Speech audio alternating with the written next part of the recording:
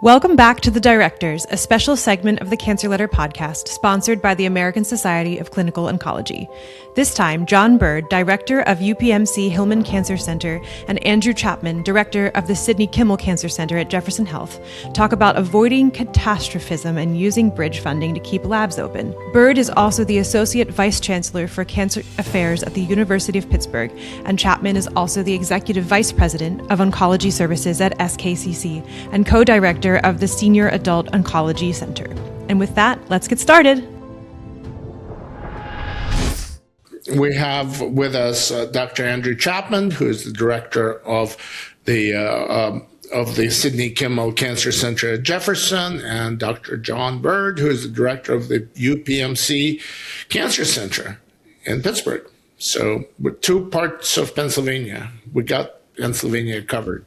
Paul, I would start with probably what is fairly obvious to, probably all the directors, and that is with many of the changes that have occurred, in the funding climate, sort of the impact that has on the centers. And, I spend a lot of time thinking about ensuring that the scientists are able to be productive, that we continue to have pipelines for growth and development of the trainees. And so that probably is, I think, for me, rises to the top in terms of what keeps me up at night. I would I would agree with Andrew 100% and, say, but going from that, I think what keeps me up at night is all of the amazing fundamental, translational, and clinical findings that are coming forth right now, really over the last just several years. It's just amplifying, where we're seeing so many new things, whether it's diagnostics, therapeutics, coming forth from fundamental discovery, where we really have an incredible chance of advancing many, many, many types of cancers and potentially curing many of them or converting them to diseases where patients can live with their life with the cancer but live a normal life. And how in this climate can we best navigate this to best appreciate this opportunity? And also, how can we at the same time plan for survivorship? Because that's becoming much more important as we have more cancer patients surviving, and early detection, and incorporating our research into that to really keep this great momentum going, despite that, some of the challenges that we have, with select types of funding. Mm-hmm. Well, Dr. Byrd, John, you weren't the director of a cancer center, but you were right up there in managing this. And Andy, you also can answer this. But right now, what can you do? What can't you do that you could do a year ago, for example? How has your life changed during the Trump administration? Has there been any type of research that you aren't doing now? Is there anything that's disrupted that you can specifically point to? DEI is a problem, but nothing else, right? Or it is something else. Yeah, I mean, John, you want to go ahead? I would say that I think that there's just been a slowing. I think that what John was getting at is there's so much has happened and so much opportunity, and what we're trying to work through is a potential slowing of these breakthroughs and these opportunities. And so what I would say is, take for example recruiting. Okay, we have not stopped recruiting. Okay, but the in terms of scientists, but at the same time, the level of scrutiny in terms of bringing people in and being able to potentially hire, it's much different, right? Because the stakes are much higher, right? What happens now if somebody is if they are struggling to get funding or because of the competitive landscape, so that changes sort of, it slows things down, Paul, if I can say it. It makes things more difficult, if you will. So we haven't stopped recruiting, but it's more cumbersome. Does that make sense with regard? Because again, if people are unfunded, then that becomes a little bit more difficult in that sphere in recruiting, and I think that it's even more pressure now on the scientists to be able to get grants, which creates a lot in this. Yeah, to build off what Andrew says in a different way, because I would agree, and I'll add something, that the real successful people are staying funded. They're finding a way to maintain, for the most part. After the first guillotine came down for many sort of arbitrary reasons, but they're working a lot harder on that. And nobody goes into science or to medicine with the intent that I want to write grants I want to write grants. They go into science because they want to make impact. And, the diversion of people really working hard to write grants is detracting from the impact. It's something that I've seen, that I think goes hand in hand with cancer research, and being a cancer center director, is what's happening on the clinical side, because the clinical side feeds into research, the research feeds into the clinical side, and we can't ignore that on the clinical side for reimbursement for changes in programs that are being supported, say that are very important to our cancer mission. There are also the health systems, for the most part, unless they have a very, very, very deep bankroll, are really struggling right now. And where I was at before at UC at UC Health, it was a great endeavor to move cancer to the forefront, and they're going to do it. You asked for what my experience in the past, but every single turn, there was a struggle with, again, how can the health system keep up and help invest in research? Ultimately, it's going to impact, cancer lives long term, because it's even though the perception that the research costs money, the research really, in the end, saves everybody money, while saving lives. What I'm not understanding is whether your lives as center directors have changed because you cannot do certain things, or is it a perception that the chances of getting funded by investigators has changed? And morale is a very serious and tangible thing. Are we talking about morale, or are we talking about dollars?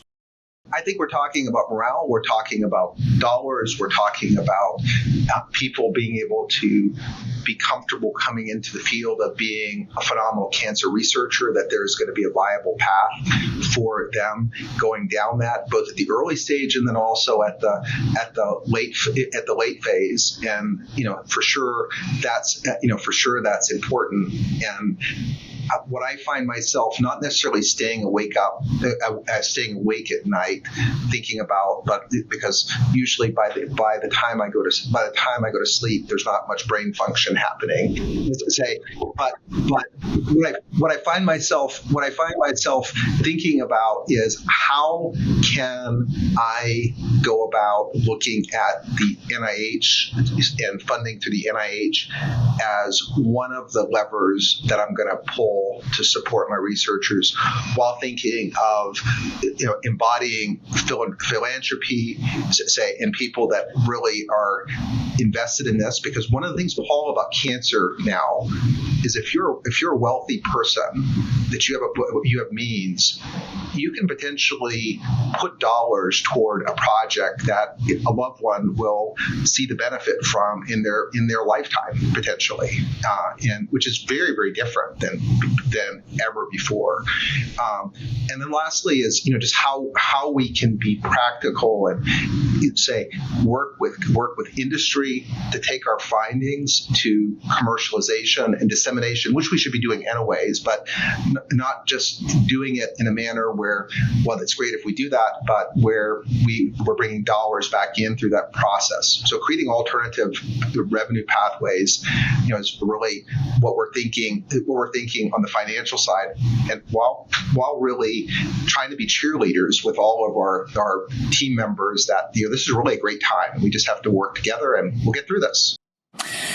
Paul, you asked the question, are there things that we can't do? I don't think that's really the sentiment of what I want you to take out of this. I think the way to summarize this is think about that as a whole, there's a tightening of the belt, okay?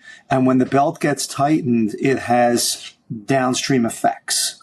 So whether it's the health systems feeling more squeezed, and therefore maybe there's not as much funds flow, whatever it is, think about the belt getting tightened, and therefore it makes the ability to, it doesn't mean you can't do the job, but it means there's more effort that goes into it, and it makes it harder. So John brought up the point about scientists having to write more grants, as an example. When the belt's tightened, right, everybody is working harder. Does that play into morale? Of course it does, because if you're writing tons and tons of grants and they're not getting funded, and you're seeing things tightening up around you, this is what. So think of it through that lens. Think of it through the lens of the basic scientist who is waiting for funding to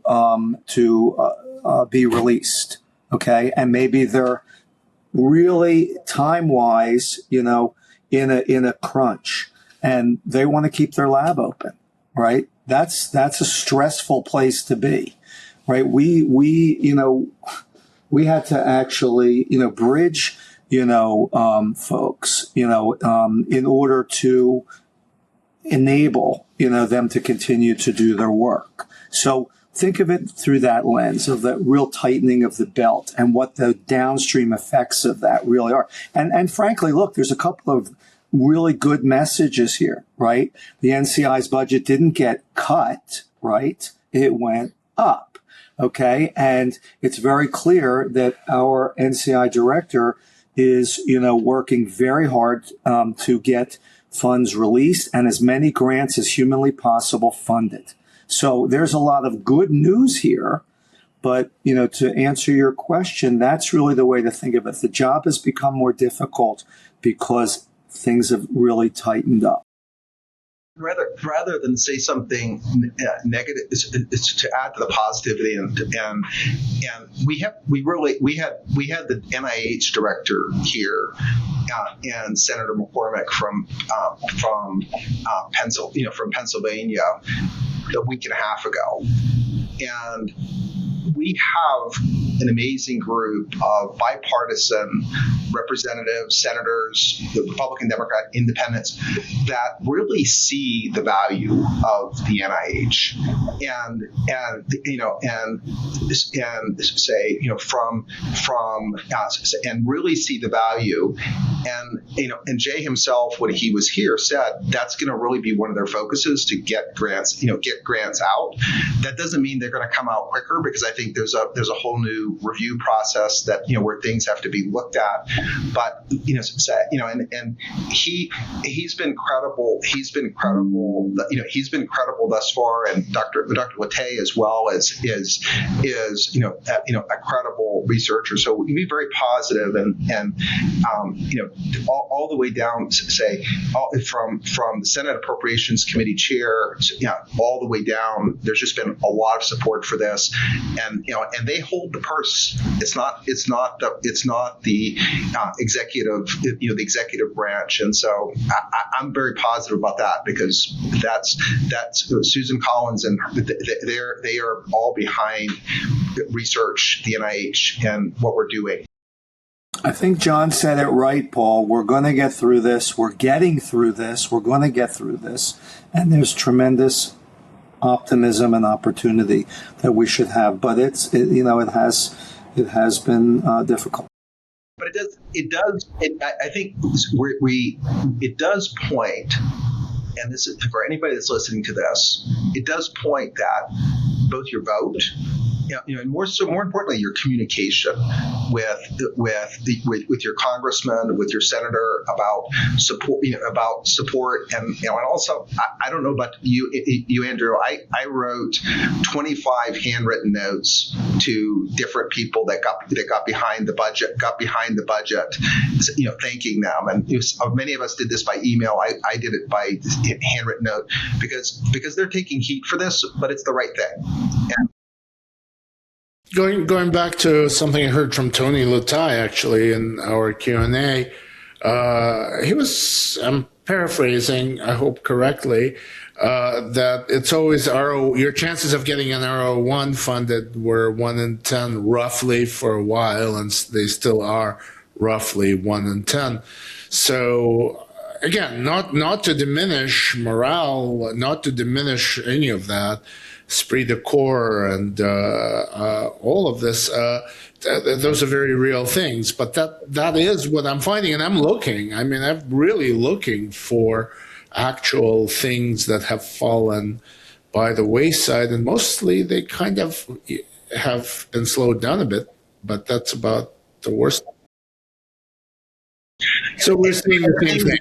And some of the things maybe even that are called attention to, that where it might have been an accolade about DEI, and there are certain words that politically, I think say that the right things are still being done, and rather than using catchy phrase words which push people's buttons, just doing what's right, and even that's getting done. Say our grants are still paying attention to underserved populations that exist across all ethnicities, race, and sex, and it's just how it's happening.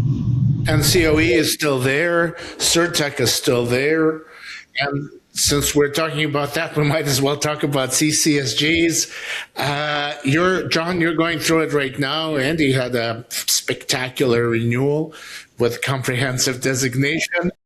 Congratulations, Andy. So how was the experience different? Maybe the two of you could compare it, and maybe John, you're in it now. Yes, well, I'll say I've got a great external advisory board, and we have a great team that I arrived, less than about 140 days ago here, and and our grant is due in September, and we're working hard, but it's a team effort, and say a lot has changed from times when I was at Ohio State, but the core things are, it's not, the grant is important. important, but it's what the checking of the boxes of the grant that you're really doing things that impact your community, and you're doing great science and disseminating it. That ultimately it's telling that story, and that's what we're trying to do. But you're doing it in a much shorter format, and without a site visit. Well, so the rules have changed a little bit. I think probably since is that there is going to be a very small site visit after the grant is reviewed, and there's a score assigned where say there will be a group that's checking on things and probably focusing on COE, but it's not going to be the overextensive site visit where you can respond. So it does put a lot more pressure on the writing, and hopefully say knock on wood, the reviewers understanding that that you just can't clarify everything, and if something is not mentioned, it doesn't mean it's not happening, and that they will use the website and other things to give sites the benefit of the doubt based upon success they've had in the past, say for small things that are not important. I would say so. You in September you're submitting, and then you'll have your site visit in January or so, or spring. Okay. So what I would say is that what I take out of this is that I think that it's incredibly important that the NCI has brought back this site visit, and I think that it is going. I think it tells me a number of things. The first is that the relationship with the Office of Cancer Centers and with the NCI director is really good, and these people are really listening and thinking about how to improve. I think there's great value in having directors come in who are living the experience and come in and who really, understands what it means to run the center and be able to sit down. And if there are any issues from the review from CSR, that gives that director an opportunity to talk through those things. Again, this to me speaks volumes about enhancing the ability for the center to do its work, showing that the institutions are committed, and that the goal here in the redesignation is to really enhance the center's ability to have impact, in the community, and whether it's national or globally, scientifically. I think that this is a huge win. And, to be quite honest with you, when the email came out about the announcement for reinstating the site visits, I really was thrilled to see this. I think this is going to be really helpful for all of us. And so I think, John, yes, it will be truncated, but it's going to be really hone in on what's important for the center. And so I think that's going to be really good.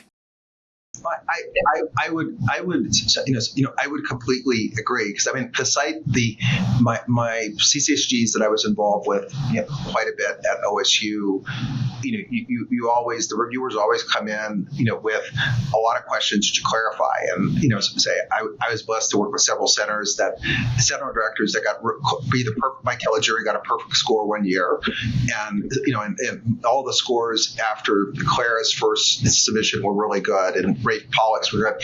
That it came from the clarification. It came from the score coming down, came from the clarification, and there's probably going to be a migration up on that initial score, because you can't be perfect without the clarification, and and hopefully things are going to set and settle into a way that's better. And I think one of the things, Andy's point, this is just a great example of trying to make something better, and maybe the pendulum goes a little too far, but people listening, the NCI listening, and it coming back to what might end up being a better process for review. We'll have to see.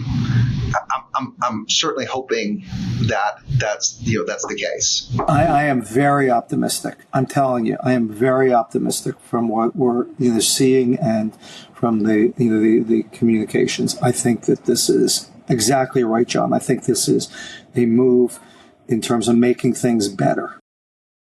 And I think this, if I can just say something, coming back to what because we're just talking in general, coming back to what we were talking about earlier.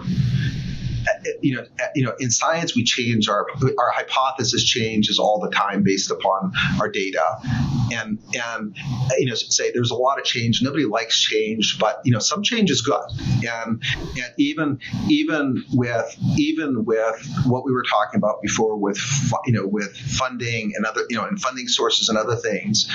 So we have to think of ourselves as one U.S. We're in our country's in deficit.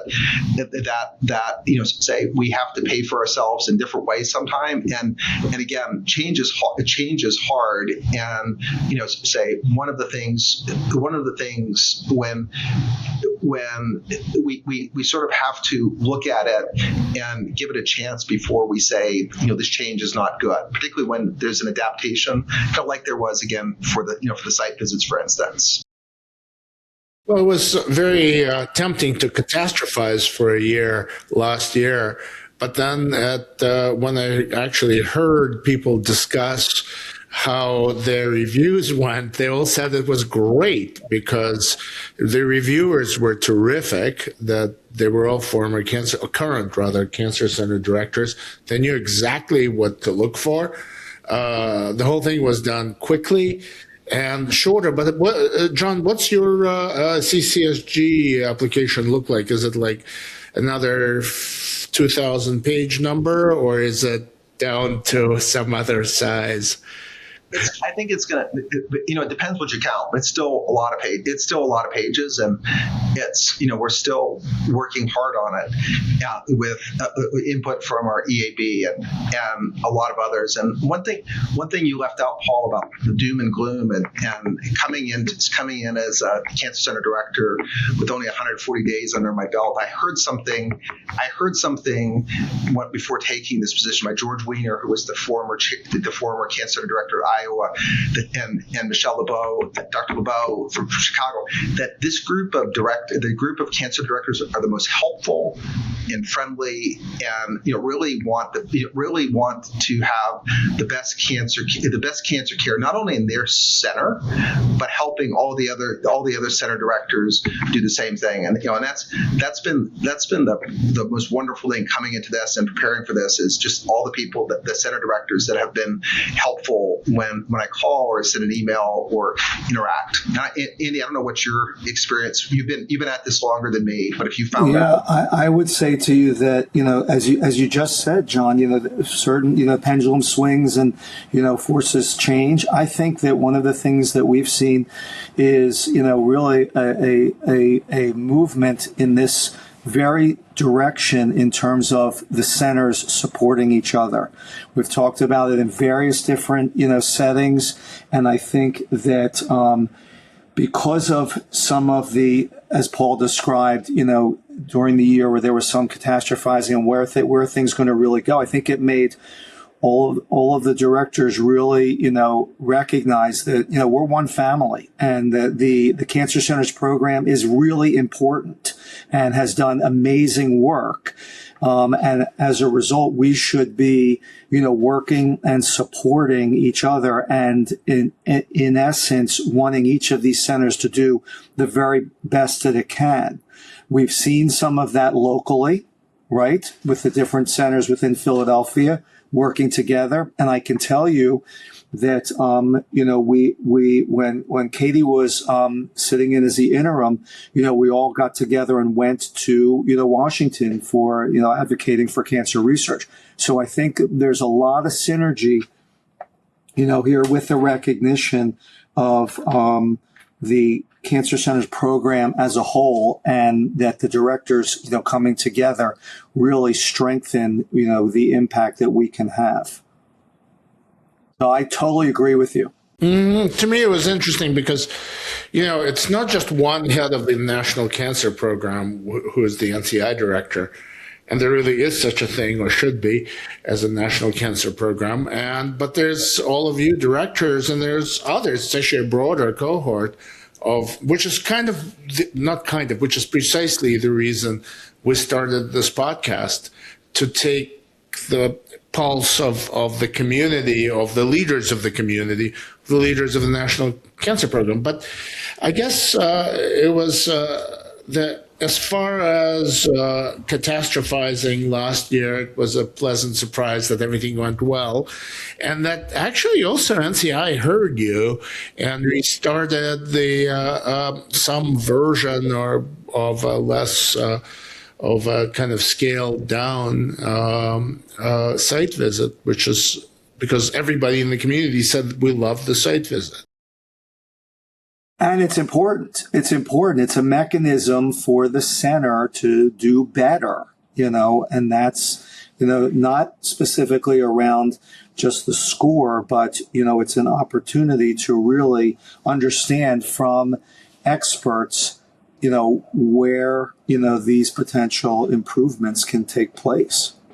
Putting 6 directors in a room with an ADA, is going to be really valuable input. So I actually think it's brilliant. And I think also the NCI is looking at revising the whole INOFO, which outlines the evaluation, and that's going to be coming next year. We're functioning under the older one, but just hearing discussions that still are under under top secret, a focus that somebody that's my all-time hero, Brian Drucker, said, who is the cancer center director at Oregon Health Sciences, and I was on his board for a long time, is how for the centers that are doing a great job, can we consolidate the review process to a minimum amount so we're not disrupting new research moving forward, but at the same time assuring that those groups are meeting the expectation of the taxpayers that are funding the grant is important. And I think that hopefully as the new guidelines move forward with, say, we'll see this happen. But you guys are both at matrix cancer centers where you have to justify your existence and your budgets and so forth. And I guess what I'm hearing from center directors generally is that you can't just stand in place after winning comprehensive. You have to go to your dean or others and ask for more money to move forward. And do you think that progress that is going to be jeopardized, the process of justifying your existence in your institution, and the site visit used to be the tool towards doing that? I haven't felt that, Paul. There were very clear things that came out of the last site visit, very specific, things to build, to develop further.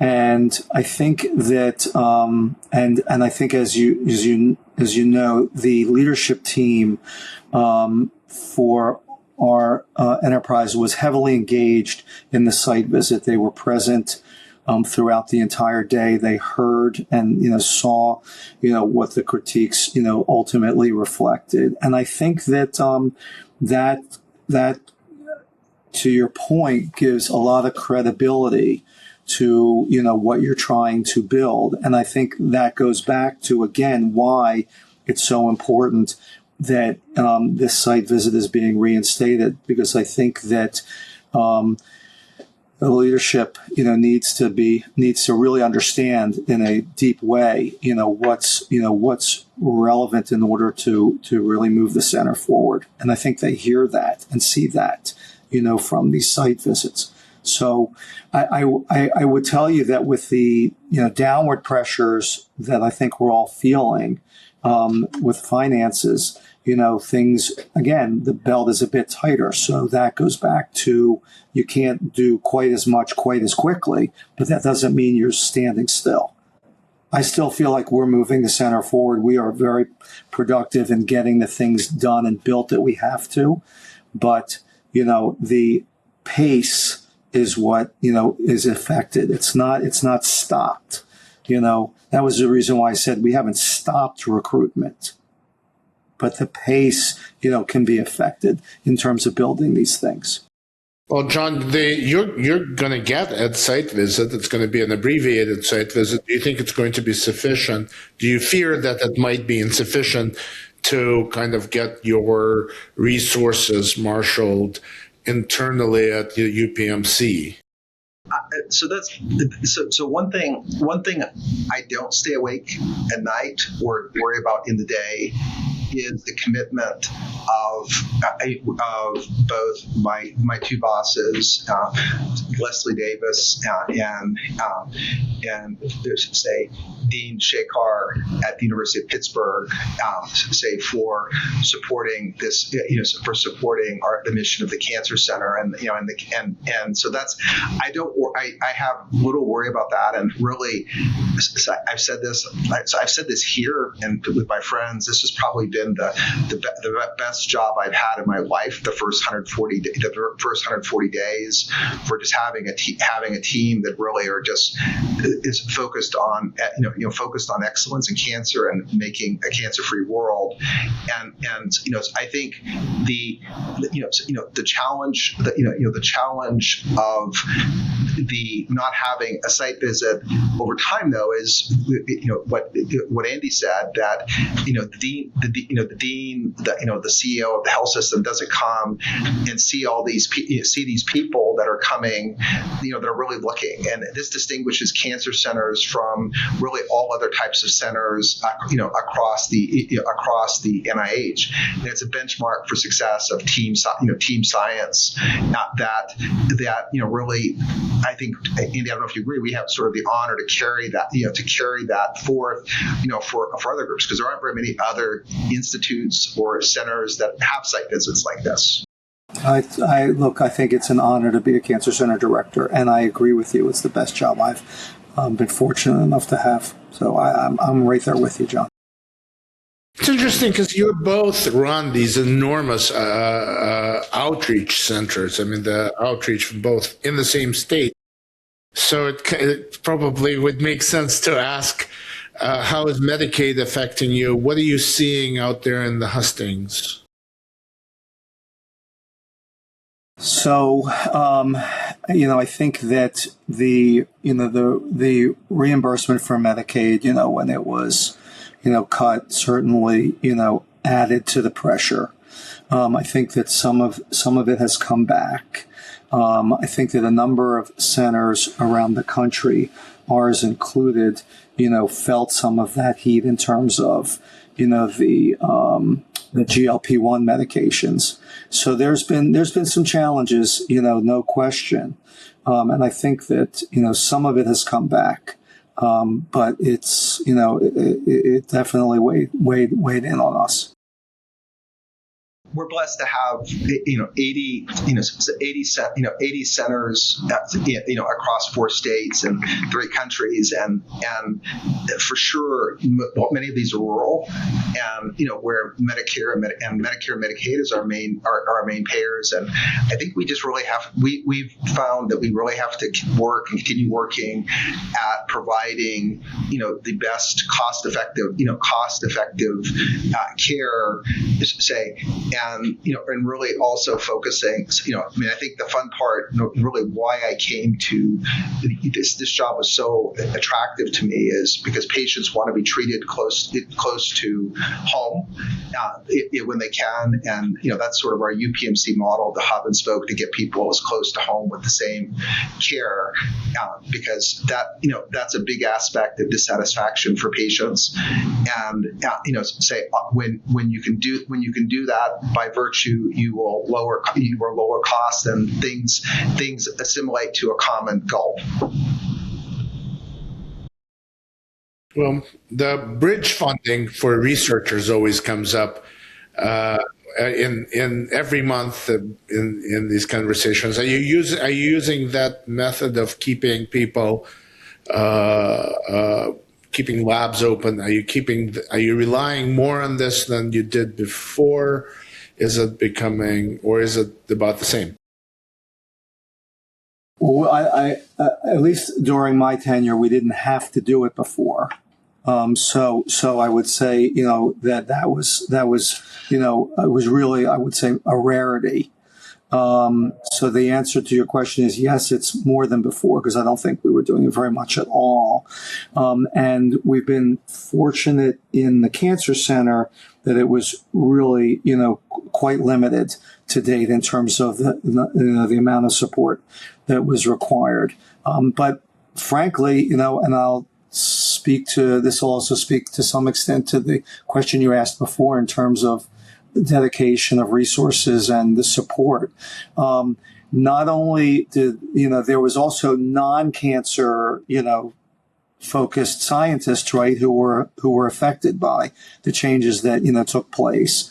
And the dean, and I worked together in putting together, bridge funding, mechanisms. So there were non-cancer scientists as well as cancer-focused scientists in whom we addressed. And so I think that again, the support for research and resources has remained very much intact. President of the university, dean in lockstep in terms of movement of the Cancer Center forward. And this was one of the examples. We came together to think about how can we best ensure that both the cancer-focused and non-cancer-focused scientists would be viable. So we put that program together. I think under, say, Dr. Schmitz, who was the interim director before I came here, and myself, we've had to do this. We've had to do this to some extent on a one-on-one, and where for us it's come in much more is not the person that hasn't had a grant for 2 or 3 years or just has been floating on one grant. It's been people that often have been really well funded. And they either were one of the unfortunate individuals that had several grants cut by the guillotine initially, or they sort of got caught in this: is it going to be funded? Is it not going to be? Is it not going to be funded? And say with an 8, a 9 percentile, and those people, I've gone to bat to really trying to find the support for them, because they're going to do they're going to do well.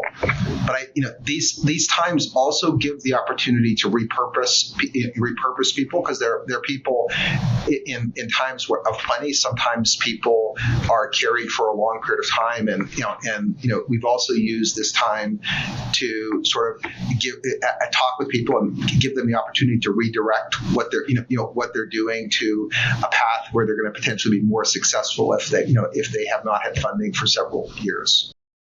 Paul, you'd hate to see a highly productive, scientist, have their lab closed based on a timing issue, is sort of what John is saying, where based on a timing issue. And that's again, where I think, all of us have tried to, step in to say, that some of these things are out of the control of the particular, university. And at the same time, you don't want these very viable, very productive people to go by the wayside because of these external forces.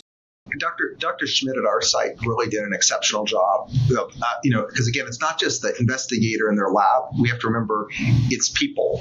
And when people in these labs go to do other things, you can't recreate that, as say often for a long time. So, this type of bridging is probably the most important thing we do.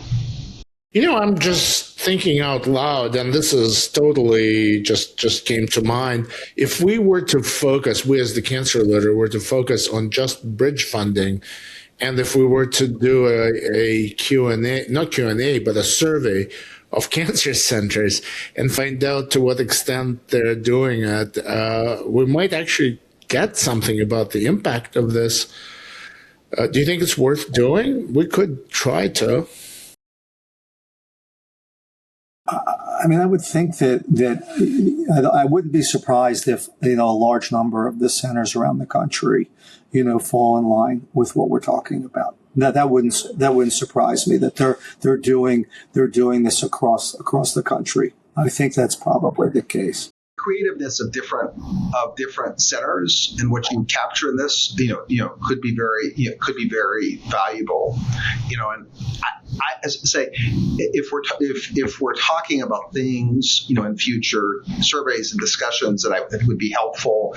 When Jay was here for the NIH director with Senator McCormick, one of the things we talked about are our training grants and how with the uncertainty how centers are handling, say hiring people, say with training grants, without training grants coming in, because I think that's sort of where the bar at a lot of places has gone up, where you might have hired somebody who didn't have a K award if they were real promising. Now you are, and Jay gave just a phenomenal, and I'm referring to by his first name, gave a phenomenal talk at the National Academy of Medicine, say in the fall, where he talked about instead of having K23s, K08s, funding many more K12s, where cancer institutes have, say 5 or 6 slots,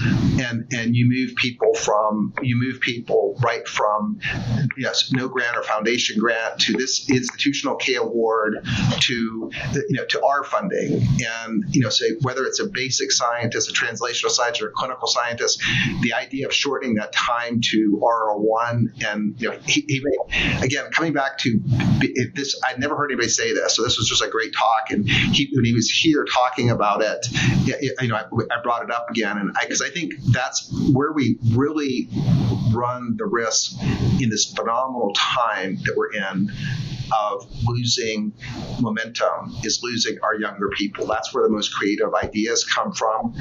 Say Andy probably has a lot of creative ideas. Mine are probably all gone. So say for discovery. So I don't want to put words in your mouth. But the young people, and shortening the time where they can be.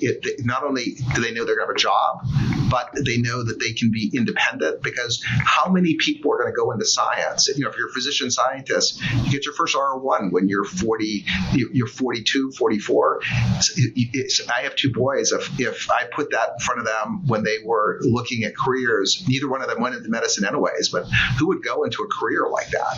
So that I think is the greatest risk of all, John. I think that's why, that when we started, I think this conversation, I think that frankly, is the greatest single risk to the future.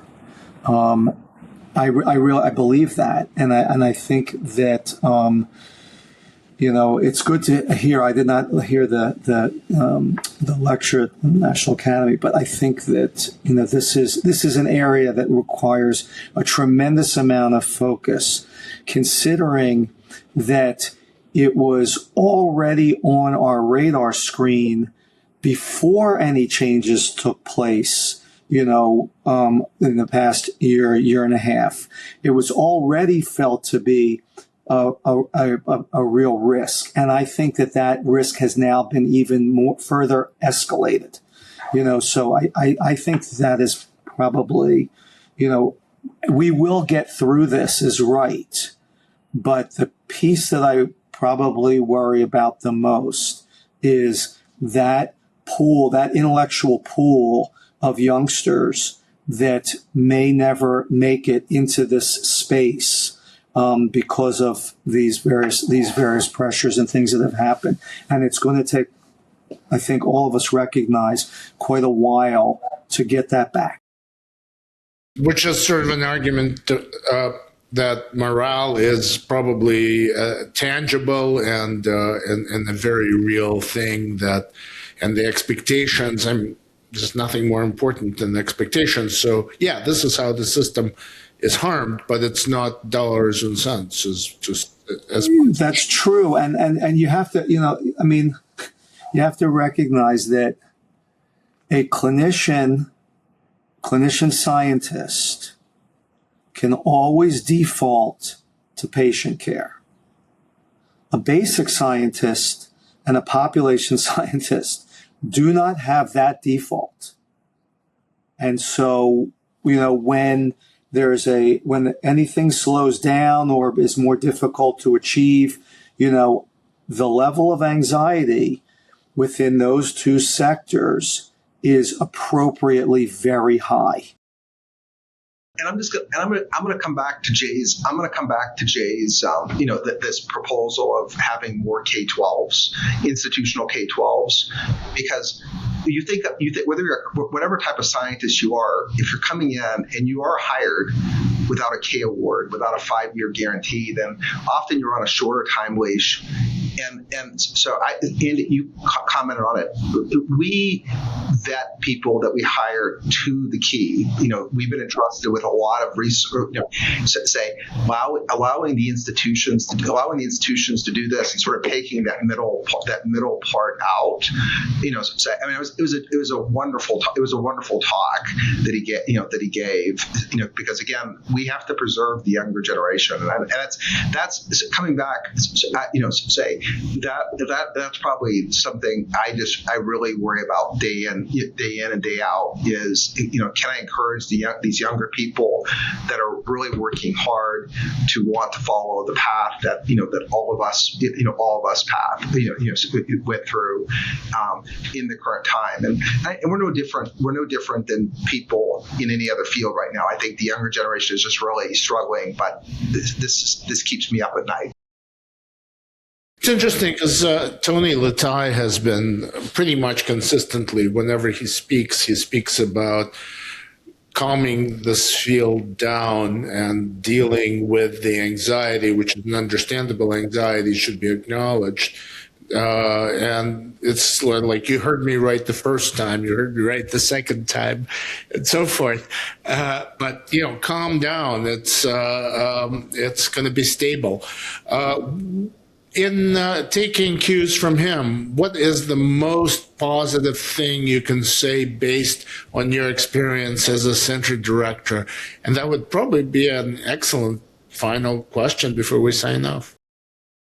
Well, I'm going to give you a list, Paul. We sort of hit a few of them. Okay, one is that the budget didn't get cut. Okay, it's actually been increased. The fact that, that there is a clear commitment on the part of the NCI director to fund as many grants as possible and finding these creative ways, to get this done, clearly, very important. The fact that the Office of Cancer Centers is listening and is redesigning the NOFO for January, the fact that we've brought back a site visit, I think that there's a clear sense of that things are, moving in the right direction. And I think that Dr. Latai's comments about that stability are correct. I think that that's right. We're going to get through this. We are, and there's a lot of key indicators showing that that we're moving in that space. Yeah, I would add, we're entrusted to come up with approaches to address something that affects everybody in a very negative way, cancer. And we're at a really special time, and to have a director that is both an exceptional fundamental scientist, but also still practices and understands clinical and diagnostic and population science is amazing. And we have the congressional officers, Susan Collins and everybody else below, say behind us. They want this to be successful because it affects everybody. And with that, we have just great things coming. So there's so much to be optimistic about. And when we say we have to worry about survivorship, let's think about that. What we're saying is we have more people being cured of cancer every day, every single day. that's happening, and we can really knock it out of the park. We just have to stick with it. I love that, John. The high note. That's good. Well, thank you so much. And thank you for doing what you do. Thank you for keeping a steady course on your institutions.